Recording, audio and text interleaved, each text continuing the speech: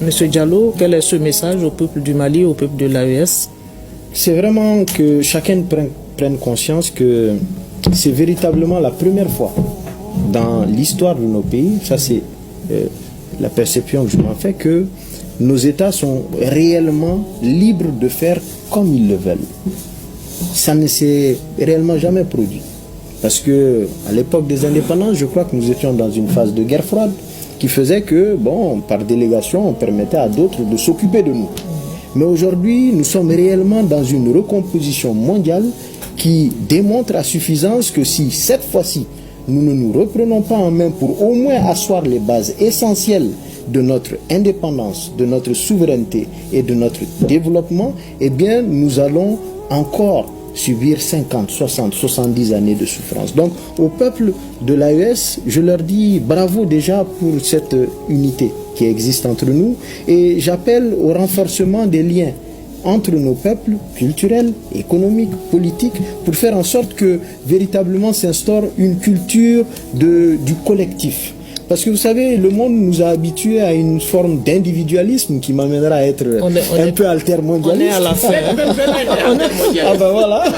On est à la Même fin. si je ne suis pas altermondialiste, mais je dois reconnaître que cet ultra-individualisme qui s'est développé dans notre pays et qui a conduit à toutes les dérives de corruption, de détournement de fonds, de toute cette mauvaise gouvernance ne sont plus bonnes. Donc vraiment, j'encourage également nos forces armées et de sécurité à poursuivre leur mission de sécurisation. J'encourage les plus hautes autorités de notre pays à œuvrer à la consolidation de l'AES et à cette fermeté qui doit nous permettre non pas d'aller à la guerre, mais de demander à ce qu'on respecte nos frontières et que plus personne ne rentre impunément. D'accord, merci. Mohamed Ousmane. La révolution malienne, elle est populaire. C'est le peuple qui a demandé que ça change.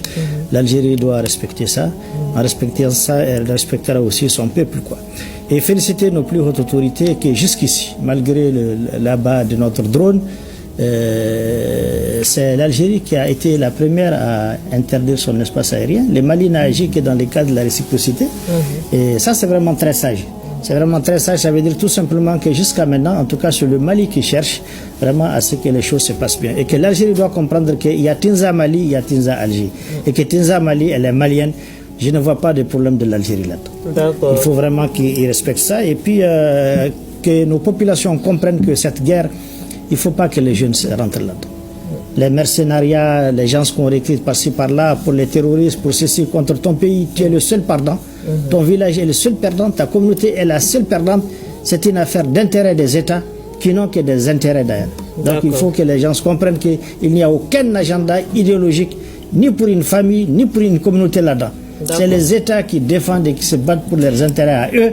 Donc laissons nos États et chacun n'a qu'à rester derrière son pays. Donc, ce qui nous concerne, c'est le Mali et nous allons continuer en tant que peuple à défendre notre pays et à défendre notre armée. Inch'Allah. Daouda Namatekete va boucler ce débat. Votre message au peuple du Mali, au peuple de l'AES aujourd'hui? Très bien.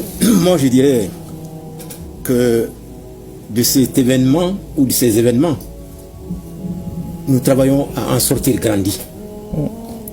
Grandir parce qu'il y a un proverbe africain qui dit grandir, c'est aller vers un futur qui ne renie pas son passé, mais en fait un rêve pour aller vers un avenir meilleur, sans pour autant être esclave de ce passé-là. Voilà donc, c'est sur ce message que se referme ce débat.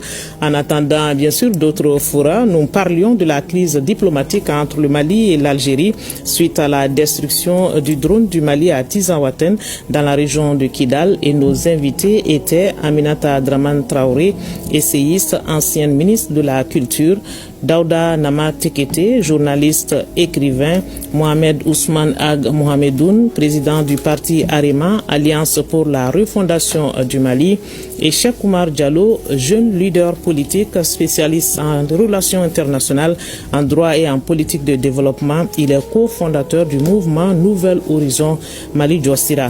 Ce débat a été réalisé par Djakari Diakone Djaki. Ari Dumatina m'a aidé à la coordination. Nous espérons que vous avez eu un intérêt à nous suivre. Merci de votre attention. Bonne suite de programme sur ORTM 1.